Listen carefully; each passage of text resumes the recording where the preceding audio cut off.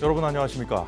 북한과 러시아가 우리를 노골적으로 위협하는 상황에서 미국 대선이라는 거대한 변수를 앞에 두고 워싱턴에서 열린 나토 정상회의가 막을 내렸습니다.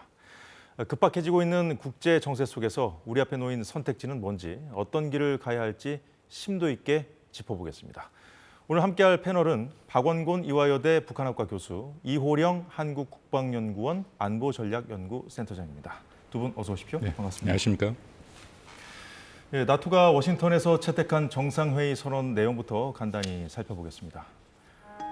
자, 우선 북한과 러시아의 밀착을 한 목소리로 우려했습니다. 특히 러시아에 대한 북한의 무기 수출을 규탄했고요. 중국을 러시아의 전쟁을 돕는 결정적인 조력자로 규정했습니다. 북한, 러시아, 중국을 견제한 게 하나의 큰 축이라고 볼 수가 있고요. 또 다른 한 축은 우크라이나에 연간 약 60조 원의 군사 지원 등 장기적인 재원을 제공하겠다는 것입니다.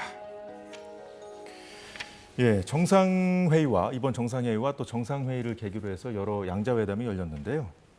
핵심 의제는 북한하고 러시아의 그 협력 문제였거든요. 그래서 그 의제 이 명분 자체가 그 한국이 이제 나토와의 공조를 얼마나 긴밀히 하느냐 이 부분에 대해서는 좀 의견이 분분한데 우리가 좀 그 활동할 수 있는 좀 장이 좀 형성될 수 있다. 그 명분론적인 차원에서 박 교수님 어떻게 생각하십니까? 저는 나토와 한국, 이제 IP4라고 불리죠. 인도 패서픽, 인도 태평양 지역의 4개국, 한국, 일본, 그리고 뉴질랜드, 호주 4개국이 3년 연속 워싱턴에서 이번에 있었던 그 나토 정상회의에 참여를 했다. 좀 매우 큰 의미가 있다고 생각을 합니다. 일단은 나토의 동맹과 인도 태평양 지역의 동맹을 서로 연맹한다라는 표현이 쓰이거든요. 그렇다면은 당연히 우크라이나 전쟁뿐만이 아니라 인도 태평양에 있는 뭐 북한 문제라든지 아니면 이 대만 해협 문제라든지 이런 불확실성이 있는 여러 가지 것들을 미국의 핵심 동맹국이 같이 힘을 합쳐서 대응을 한다. 그러니까 한국의 입장에서는 뭐 도전적인 요소도 있습니다. 중국 견제가 보다 본격화될 수 있다라는 거. 근데 더불어서 북한에 대한 억제력은 지금보다 훨씬 향상될 수 있다라는 그런 긍정적인 측면도 분명히 존재하는 것이죠. 자, 이호령 센터장님. 네. 최근에 이제 북한과 러시아 간의 군사 조약이 있었잖아요. 우리로서는 그렇죠. 뭔가 액션을 취해야 되는 그런 상황이 있었는데, 이제 최근에 이제 윤 대통령의 러시아에 대한 메시지가 이제 거침이 없었잖아요. 네네. 근데 오히려 러시아가 뭐 발을 빼기도 하고 좀 네. 물러나는 듯한 그런 반응을 보이기도 했는데, 충분히 우리가 이제 군수 지원 능력 측면에서 좀 뭔가 힘이 있기 때문에 그럴 수 있는 건가요?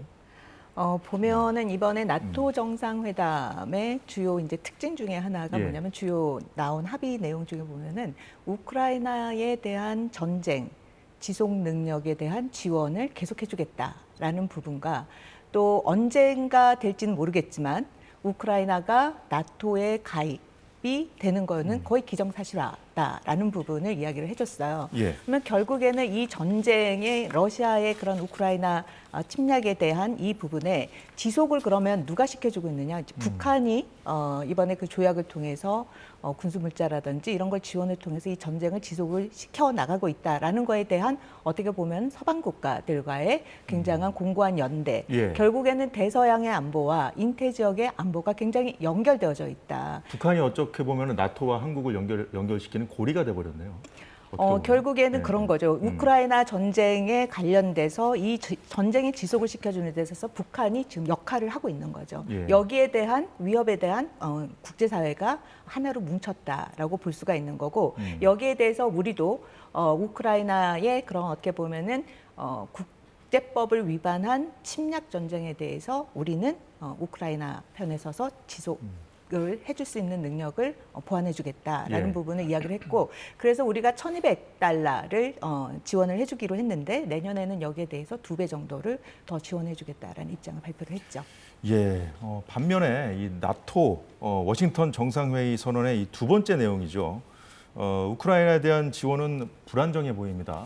미국의 입장이 누가 차기 대통령이 되느냐에 따라서 뒤집힐 수 있기 때문입니다. 트럼프 전 대통령은 우크라이나에 대한 지원에 반대하는 입장입니다.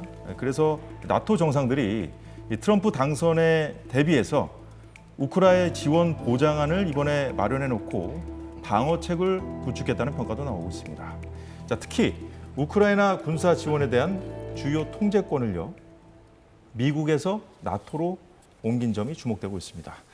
이런 가운데 중국과 러시아는 나토 정상회의 선언에 반발했습니다.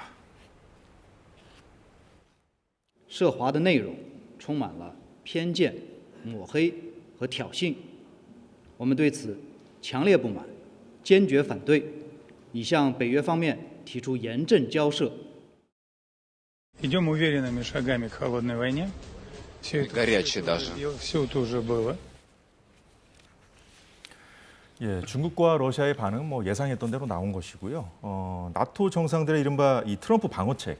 좀 안 그래도 지금 트럼프 집권 일기에도 이제 트럼프 당시 대통령이 나토와 대립각을 강하게 세우지 않았습니까? 이제 나토를 재집권하게 돼도 이제 나토를 홀대할 가능성이 높은데 좀 이것부터 이번에 내린 그 결정부터 좀 되돌려 놓으려고 하지 않을까요? 그렇습니다. 이번에 그 워싱턴 선언에서 그 발표된 게 총 38항인데요. 예. 그중에 핵심 중에 하나는 미국의 방어 공약. 그러니까 바이든 대통령이 있는 상황에서 나토를 비롯해서 한국도 포함되죠. 예. 이 트럼프가 혹시라도 이번 대선에서 이길 것을 대비해서 그런 불확실성을 없애는 이제 그런 어떤 제도화된 모습들이 보이고요. 또 하나는 방금 나왔습니다만 당연히 러시아가 하고 있는 불법적인 전쟁에 대해서 우크라이나 거기에 대해서 앞으로도 지속적으로 계속해서 지원을 할 수 있는 그런 토대를 마련을 했다. 또 하나는 중국 견제가 이번에 또 새로 들어왔는데 예. 그것은 이전에는 없었죠. 작년 같은 경우에 그 내용들이 없었다.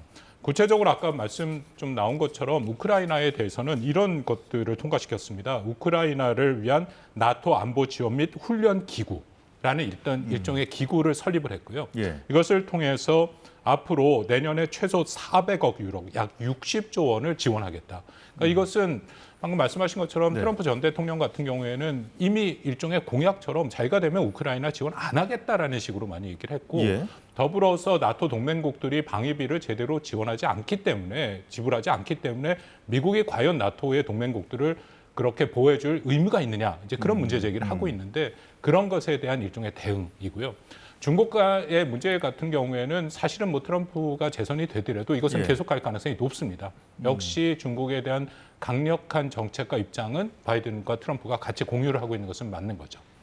예, 트럼프가 이제 당선돼서 재집권하게 된다면 그렇다면 이제 윤 대통령이 지금 앞장서서 러시아에 대한 메시지도 내놓고 있고요. 네네. 예, 하는데 이제 나토하고의 결속력, 미국과 나토와의 결속력은 약화될 게 좀 가능성이 농후하단 말이죠.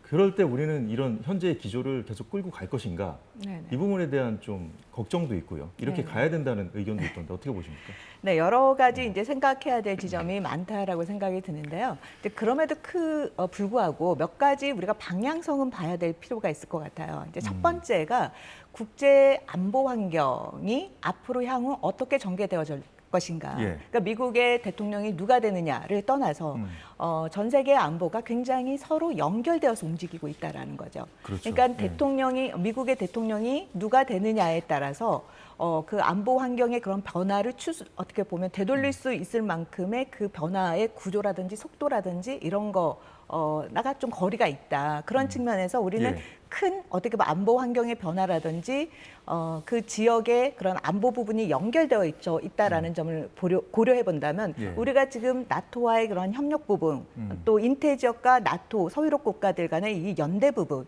네.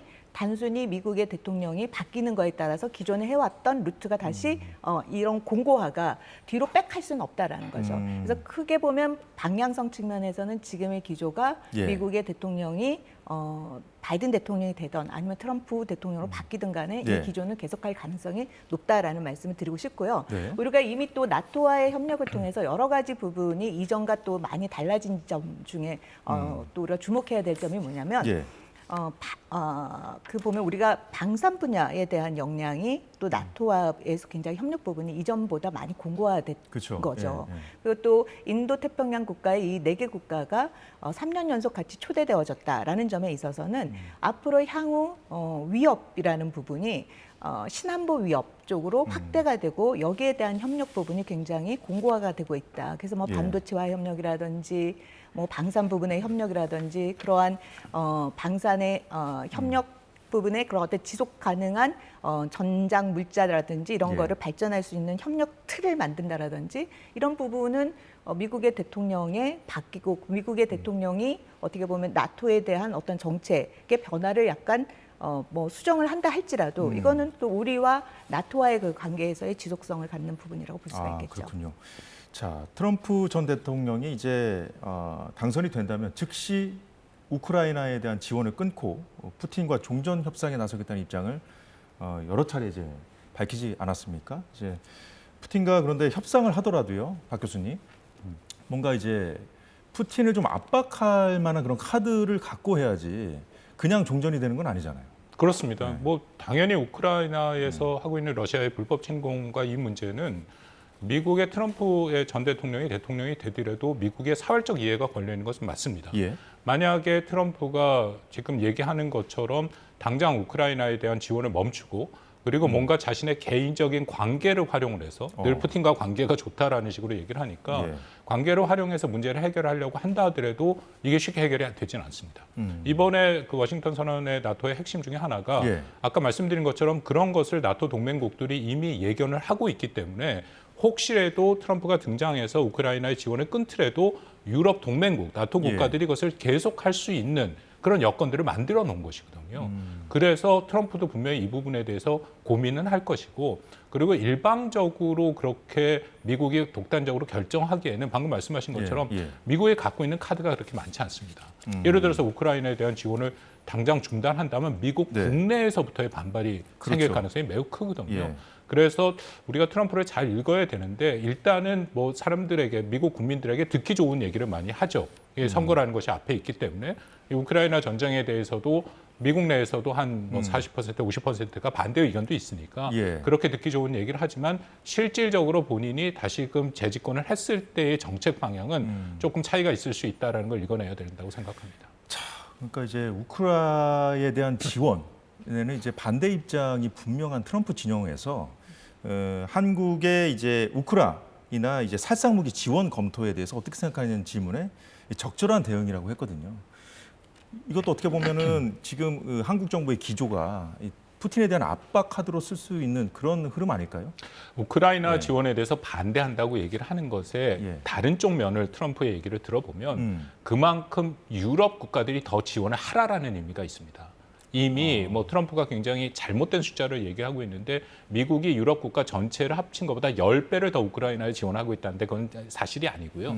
물론 미국이 제일 많이 지원을 하고 있습니다. 그렇지만 자신이 되면 이전에 2017년부터 20년까지 우리가 경험했던 것처럼 예. 유럽의 동맹국들이 지금보다 우크라이나 지원을 훨씬 늘리고 미국은 지원을 줄이겠다. 이제 그런 측면에서 한국이라는 우리가 핵심 국가고 더군다나 우리가 갖고 있는 핵심 무기 체계가 만약 우크라이나에 지원이 된다면 이것은 전선을 돌파할 수 있는 매우 핵심적인 무기 체계가 되는 것이거든요. 예. 이제 그런 면에서 얘기를 하고 있는데 우리 정부의 기본 입장은 저희가 정확히 알아야 되는 것이 예. 우크라이나에 살상 무기를 지원하겠다라는 것이 아니라 그러니까. 살상 무기 지원하지 않겠다라는 것이죠.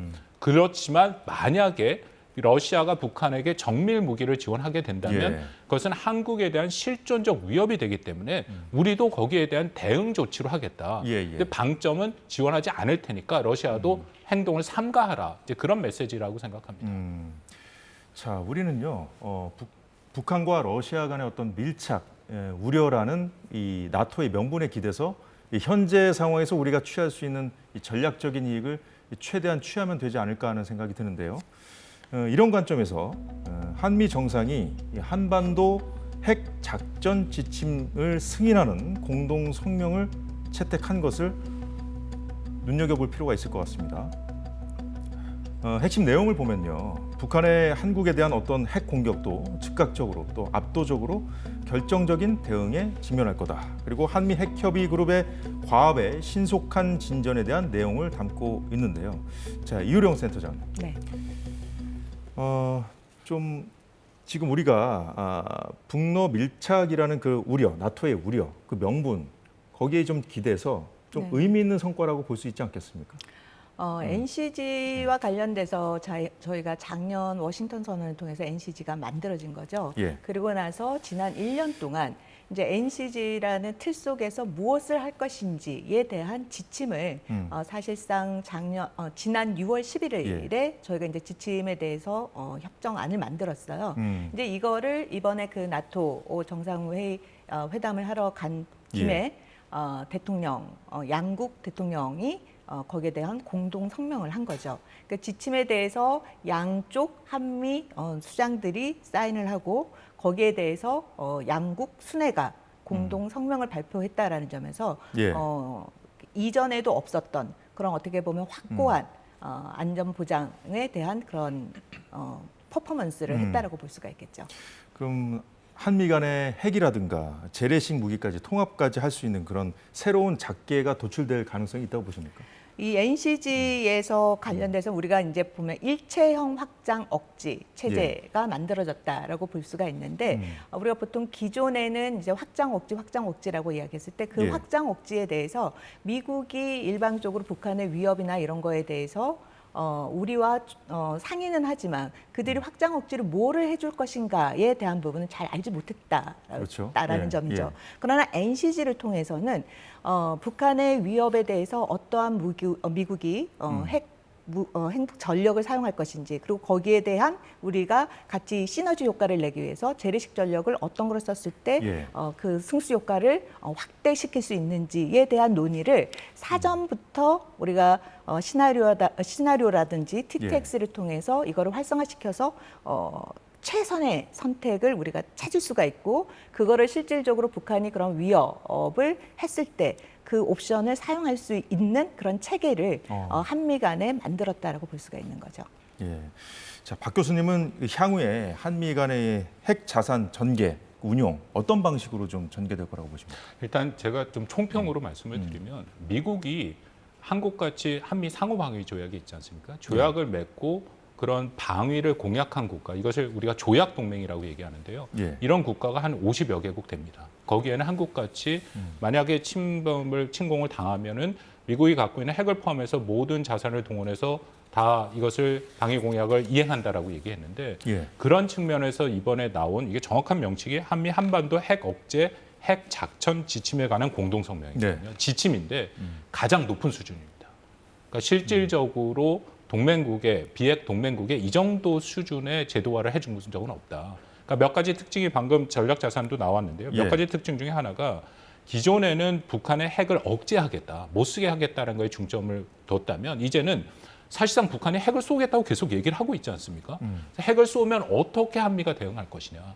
그래서 구체적인 시나리오를 만들고 거기에 대해서 한국이 갖고 있는 우리는 핵이 없으니까 재래식 전력이 있고 미국은 핵 전력과 첨단 재래식 전력이 있으니까 그것을 통합해서 어떻게 사용할 것이냐. 거기에는 당연히 미국의 핵 전력 자산도 포함이 되는 거죠. 이전 같은 경우에는 그냥 미국의 핵 전력 자산을 보낸다면 그렇구나 하는 정도 수준인데 이제는 그렇지 않고 시나리오에 따라서 어떤 전력 자산이 오는 거고 어떤 수단으로 대응할 건지. 물론 지금 이 순간에 그게 구체적으로 됐다고 생각지는 않습니다. 근데 지침이 내려졌기 때문에 올 7월 훈련부터 시작해서 앞으로 이것을 구체적으로 시나리오에 따라서 대응 계획까지 만들겠다라는 것이 한미의 기본적인 결정이고요. 이번 특히 공동성명에서 대통령이 양쪽 얘기한 게 이전에 만들어졌던 공동 지침은 국방부 차관 보급입니다. 사실상 좀 아주 높은 수준이라고 볼 수는 없죠. 그것을 양국 최정상 대통령이 추인을 했기 때문에 그만큼 이 문서의 지침의 신뢰도를 높였다. 그런 의미를 찾을 수 있다고 생각합니다만 물론 완벽한 것은 아닙니다. 지금 미국 대선에서 트럼프가 당선될지 바이든이 당선될지 모르겠습니다만 이 트럼프가 재집권할 가능성에 대해서도 저희가 대비를 해야겠습니다. 한미 동맹은 어떻게 될 것인가? 미국의 한반도 전략, 인도 태평양 전략은 어떻게 될 것인가가 우리에겐 가장 큰 관심사일 수밖에 없는데 이 트럼프 진영에 이 주목할 만한 움직임이 이어지고 있습니다. 최근 로이터 통신의 단독 보도에 따르면 이 트럼프의 정책 고문들이 한국과 일본의 최고위급 인사들과 이미 여러 차례 만나서 이 한미일 3자 관계에 대해서는 이 바이든 행정부 정책을 그대로 이어갈 거라고 강조하고 또 안심시켰다는 보도가 있었거든요. 예, 센터장님. 네. 최근에 뭐 고위급 인사들하고 이제 우리 정부 네, 접촉을 했다는데 혹시 뭐 들으신 얘기나 뭐 있는지 좀 궁금해요. 직접적으로 들은 건 없고요. 지난주에 제가 워싱턴 출장을 갔다 와서 예. 이제 워싱턴 분위기와 또 이제 트럼프 주변에 있는 사람들의 그런 이야기를 좀 종합해서 말씀을 드리자면 네. 일단 우리가 그동안의 바이든 정부 하에서도 우리 연합훈련을 보면 가장 쉽게 이해를 할 수가 있을 것 같아요. 연합훈련의 규모라든지 빈도라든지 강도라든지 이런 게 이전에 비해서 굉장히 많이 발전을 해왔어요. 특히 인태 전략과 예. 관련돼서 이러한 인태 전략과 관련돼서 이러한 부분이 발전이 되고 또 그러한 가운데 미국의 동맹적 정책도 허브앤스포크가 아니라 이제는 격자형 동맹 구조로 발전이 되고 있다는 거죠. 격자형 동맹. 네, 소다자 동맹. 그러니까 인태 지역 안에 미국의 동맹 국가와 파트너 국가를 뭐 3개 국가라든지 4개 국가가 같이 더 연대해서 예. 촘촘하게 연습들을 이어져 나가고 있다라는 거죠. 이제 이런 환경하에서 트럼프 정부가 온다 할지라도 이 지금의 기조를 뒤바꿀 수 있을 만큼은 안 된다라는 거죠. 그리고 이러한 기조하에서 인태 전략이라는 부분이 미국의 주요 안보 이익이라든지 경제라든지 이 모든 것이 집중되어져 있기 때문에 예. 여기에 관련된 정책의 변화는 사실상 어렵다. 그렇기 때문에 결국에는 한미일과 관련된 이 지금의 그 미국의 정책 기조에 네. 있어서는 트럼프 행정부가 들어온다 할지라도 큰 변화는 있지 않을 거다라는 부분이 대부분의 워싱턴의 팅크탱크라든지 트럼프 주변 분들의 이야기라고 볼 수가 있겠죠. 트럼프 정책 고문단이 최근 한국의 최고위급 인사들과 여러 차례 이미 만났다는 언론 보도에 대한 내용 좀 말씀을 들었는데요. 트럼프의 최측근으로 분류되는 프레드 플라이츠 미국 우선주의 정책 연구소 부소장이 최근 한국을 찾아서 KBS와 인터뷰를 했습니다. 잠시 보겠습니다. Concerning American troops in South Korea, I think we're going to see a transformational change if President Trump is elected this November. The priority should be strengthening the U.S. nuclear umbrella and reassuring South Korea that it's there. I don't think it would be in South Korea's interest. I believe President Trump will build on the trilateral arrangement that President Biden has tried to develop during his presidency. 박 교수님, 지금 들으신 내용 중에 어디에 가장 주목하셨어요? 사실은 새로운 내용은 없습니다. 특히 주한미군의 어떤 급격한 변화라는 예. 거에 어떻게 보면은 이게 뭐지 하고 생각을 할 수 있게 말은 하는데 사실은 미국이 주한미군의 기능과 역할에 대해서 변화를 모색하지는 오래됐습니다. 예를 들어서 예. 이 지역을 인도태평양 지역이라고 부르지 않습니까? 인도태평양 지역을 하나의 전구, 그러니까 원 티어터로 만들어 놓은 지는 오래됐고요. 예. 이제 그 의미는 인도태평양 지역에서 북한 위협이 됐던 아니면 뭐 대만 해협 사태가 됐던 여기에 전진 배치된 미군의 전력을 다 통합적으로 운영하겠다. 그러니까 예를 들어서 주한미군도 당연히 대만 사태에 활용이 되는 거고요. 예. 한반도에 위기가 발생하면 주일미군이 동원이 되는 겁니다. 그래서 이 지역에는 당연히 대만 문제가 우리한테 직접적인 영향을 줄 수밖에 없는 것이다. 근데 다만 그런 상황에서 현재 바이든 행정부도 모색을 하고 있는데 예. 주한미군의 역할을 좀 전환하겠다.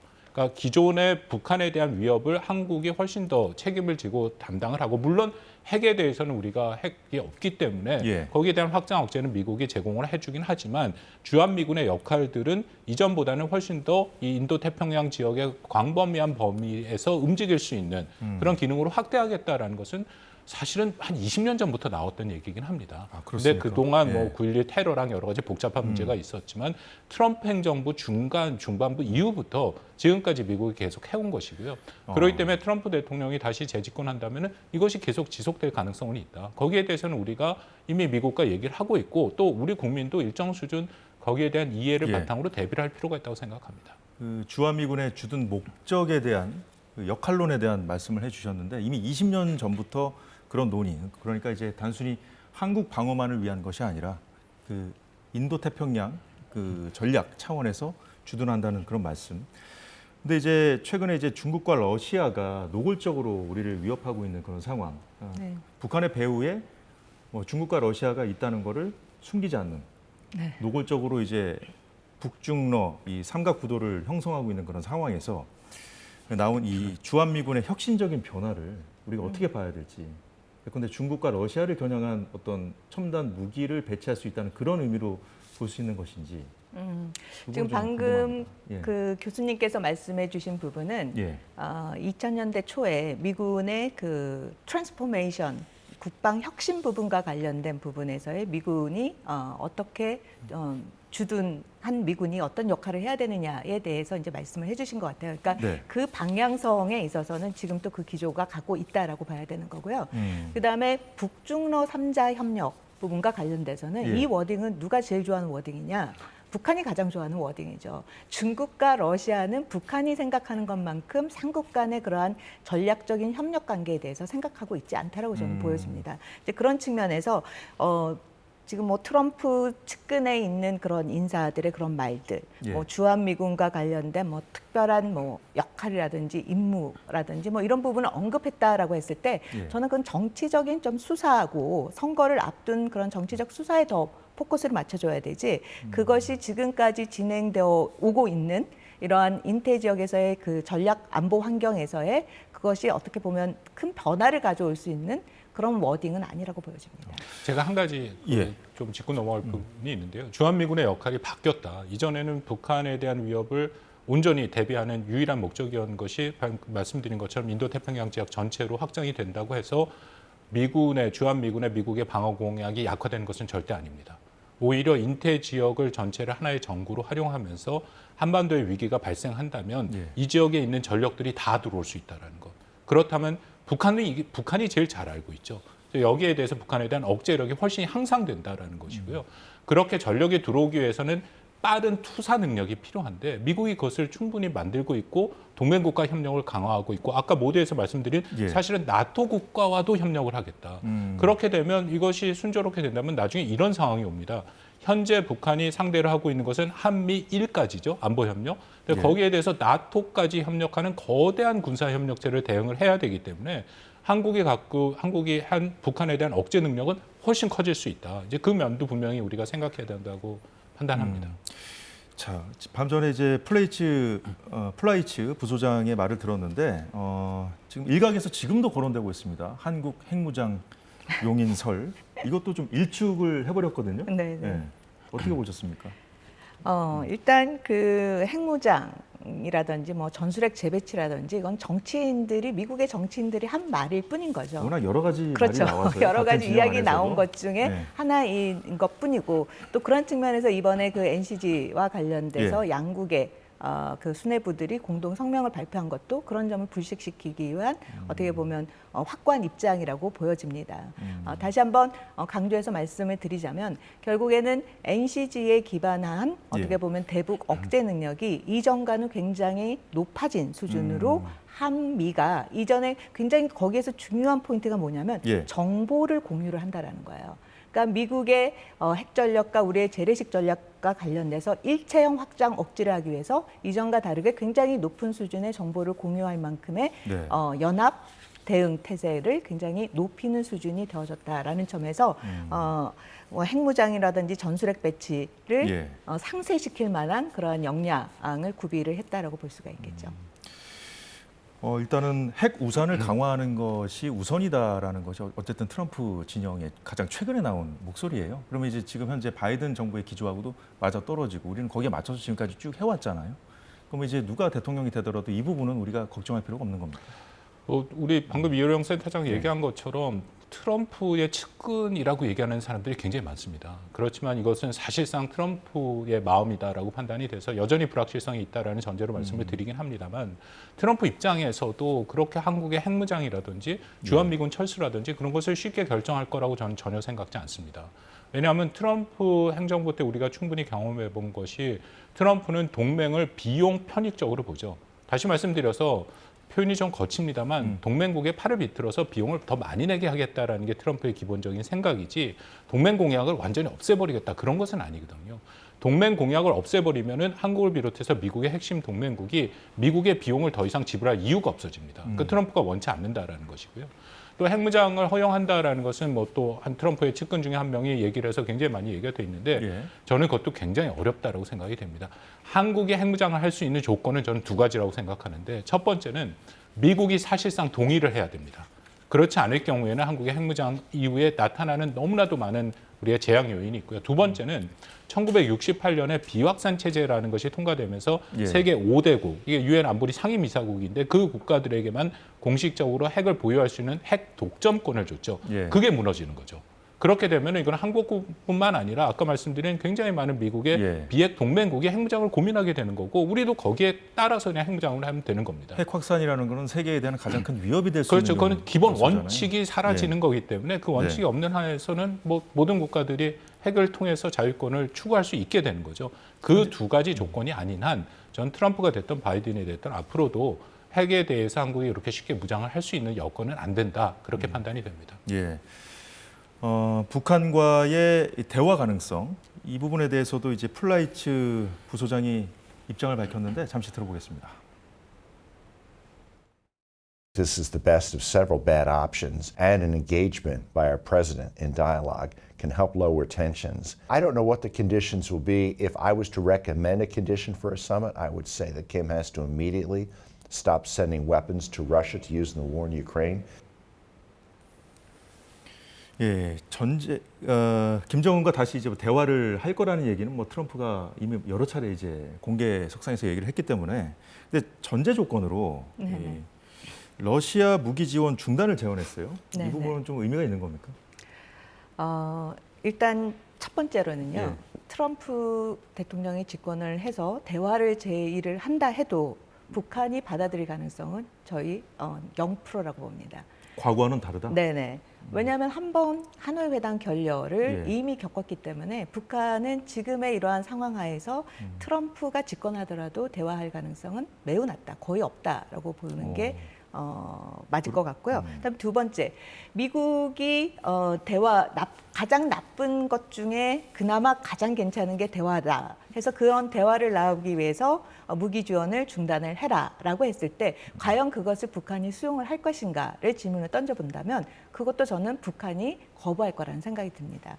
왜냐하면 북한이 이번에 그 러시아와의 조약을 통해서 그 가장 강조하고 있는 부분이 군사 협력인 거죠. 군사 협력이고 군사 지원이고 이런 예. 군사 협력과 지원에 관련된 조항을 많이 넣고 그를 통해서 새로운 전략적 관계로 격상한 거를 강조하는 부분 중에 하나는 예. 그거를 통해서 결국에는 러시아로부터 주요한 기술이라든지 지원을 받기 위한 목적이 크기 때문에 그러한 목적을 달성하는 수순으로서의 이 과정을 지금 진행을 하고 있는데 이거를 미국이 요구한다, 대화를 하기 위해서 이 조건을 수용을 할 것이다라는 생각은 굉장히 제한된다라고 봐야죠.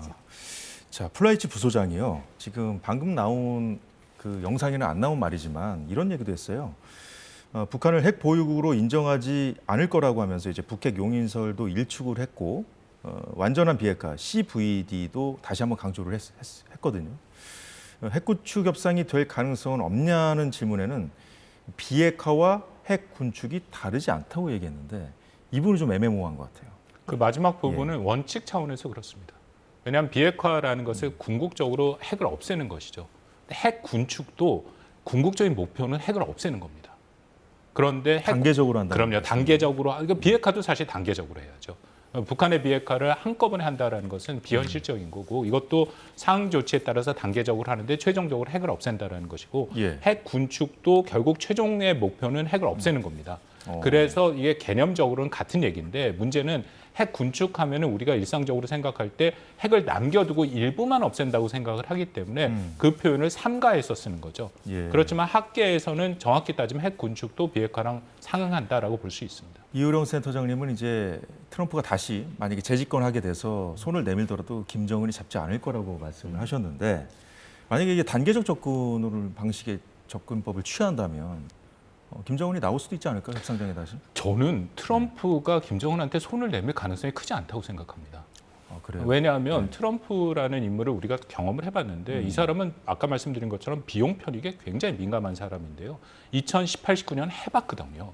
해봤는데 이게 굉장히 어렵고 문제를 풀기가 힘들다라는 그런 판단을 분명히 할 겁니다. 네. 그렇다면 자기가 이번 뭐 재선이 됐으니까 3선을 할 수는 없고 그리고 뭔가 업적을 대외 상태에서 대외 정책에서 업적을 낼 수 있는 부분은 본인이 계속 얘기하는 우크라이나 문제, 그리고 지금 진행되고 있는 이스라엘 그리고 하마스 전쟁, 이런 예. 문제를 직접 개입해서 뭔가 문제를 해결하려고 할 것이지 오히려 이런 한반도의 북한 비핵화 문제 같은 경우는 훨씬 더 비용이 많이 들고 어렵고 또 자신의 어떤 정치적 자산을 투사해야 되고 이게 미국 내에서도 그렇게 인기가 있는 정책은 아닙니다. 그런 면에서 저는 오히려 트럼프가 예. 그렇게 적극적으로 김정은과 나설 것인가에 대해도 상당히 의구심이 있습니다. 자, 그렇다면요. 지금 최근에 갑자기 또 이 북한이 올해 하반기에 7차 핵실험을 할 수 있다는 그런 얘기들이 자꾸 나오고 있거든요. 그 북한이 뭔가 좀 협상을 할 마음은 있을 수 있을 거 아닙니까? 워낙 내부 사정도 안 좋고 그러니까. 그렇다면은 감행할 가능성이 좀 있겠다는 생각이 드는데요. 지금 교수님하고 센터장 말씀 들으니까 어떻게 보세요?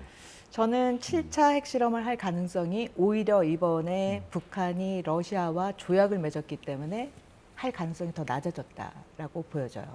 왜냐하면 우크라이나 전쟁과 관련돼서 러시아가 일정 정도 어떻게 보면 그 전쟁과 관련된 부분이 정리가 되지 않는 한 계속해서 군수무자 지원이 필요한 거죠. 그런 환경 속에서 북한이 7차 핵실험을 한다면 굉장히 러시아의 어떻게 보면 우크라이나 전쟁 관리라든지 전장 관리에서 변수가 더 생기게 되는 거죠. 그런 예. 측면에서 오히려 일정 기간 동안 북한은 도발과 관련된 부분에 대한 수위는 조정하면서 도발의 수위를 관리하는 쪽으로 가지 않을까라는 생각이 듭니다.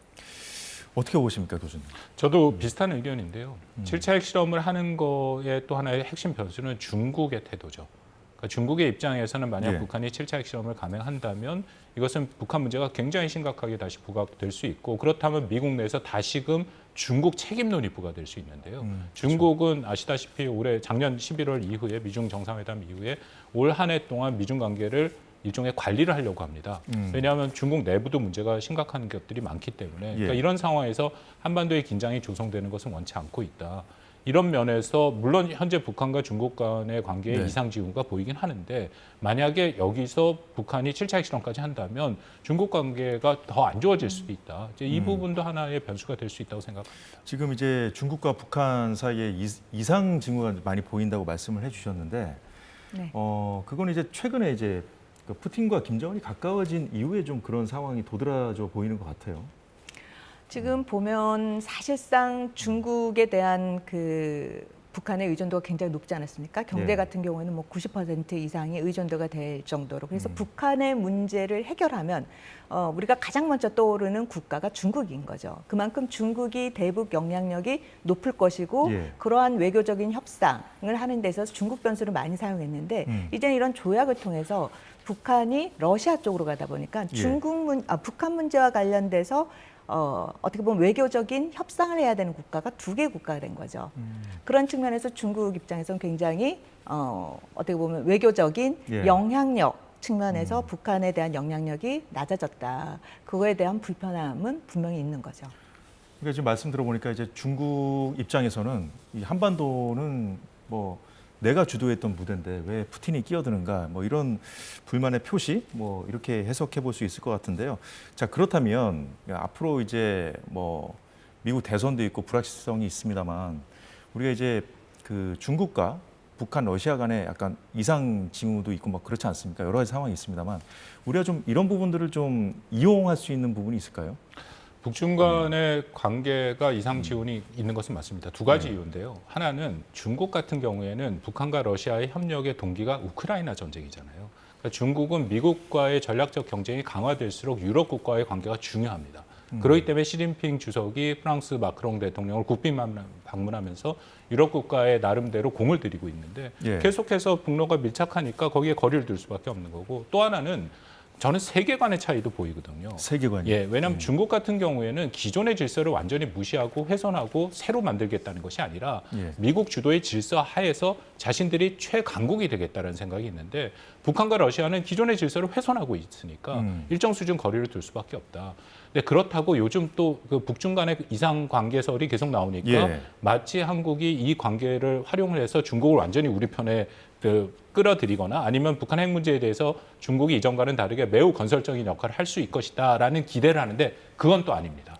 그거는 분명히 중국의 세계 전략 차원에서의 한계가 있기 때문에 중요한 것은 우리가 이런 역동을 정확히 판단하고 예. 어디까지 할 수 있느냐. 저는 한중 관계 물론 중요하다고 생각하는데요. 그 범위 내에서 움직이는 것이 중요하다고 생각합니다.